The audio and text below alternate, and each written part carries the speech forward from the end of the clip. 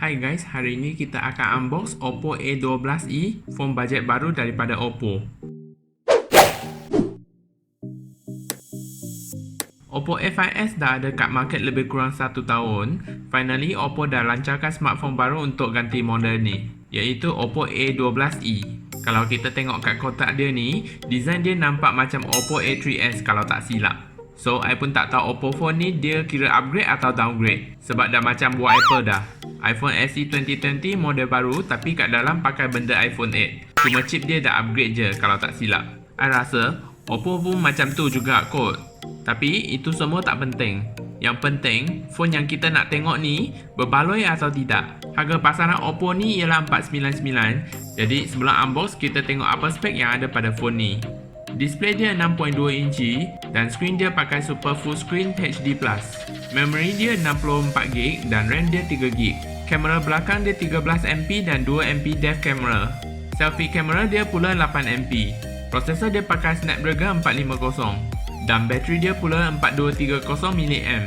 Android pula Android Oreo 8.1 dan phone ni ada function Face Unlock. So sekarang kita akan unbox dan tengok apa yang you akan dapat masa beli phone ni.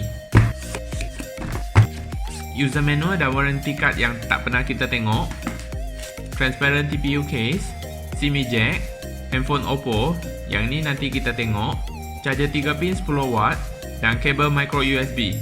Itu je. Hands free, elect.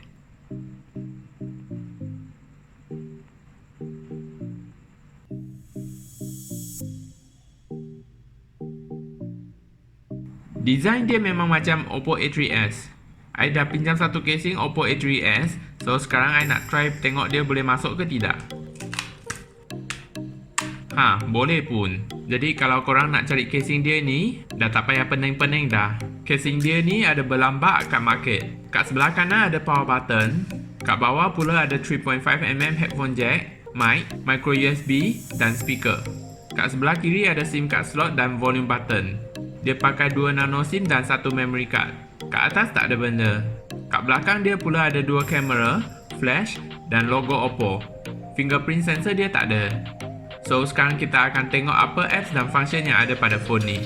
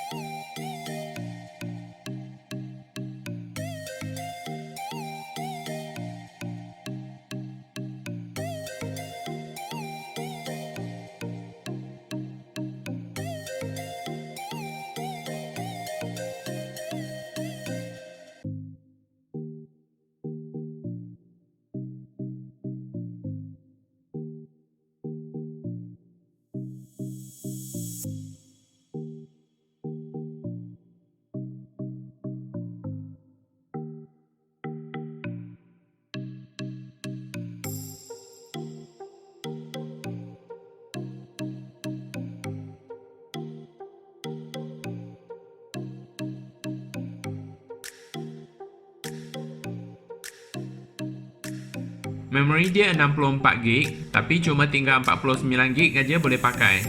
Yang ni memang normal, so korang tak perlu risau. Memang dia macam ni.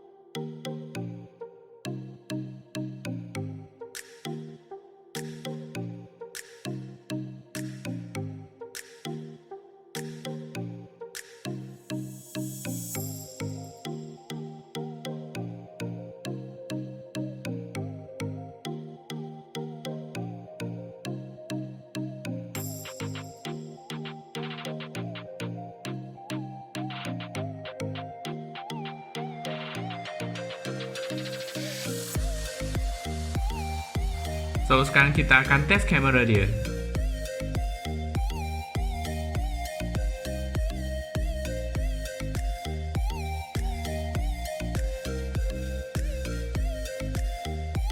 Gambar dia ni I rasa quite nice.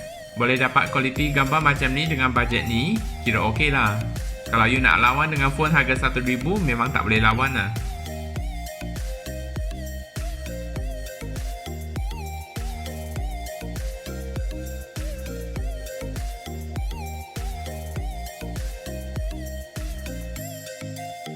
Ambil gambar masa malam dia tak okey sebab tak ada night mode.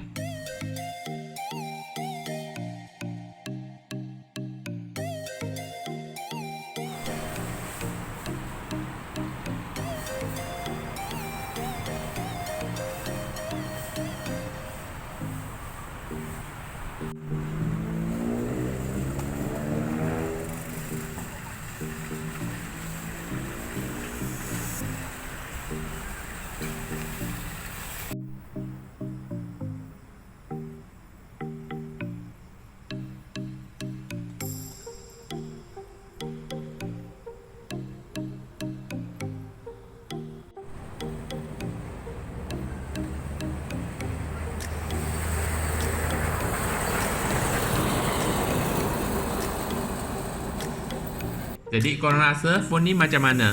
Best tak dengan harga 499? Sila komen kat bawah, I nak tahu apa pendapat korang tentang phone ni. So itu saja untuk video hari ni. Kalau suka video ni tolong like, share, komen dan subscribe. Bye bye and see you in the next video.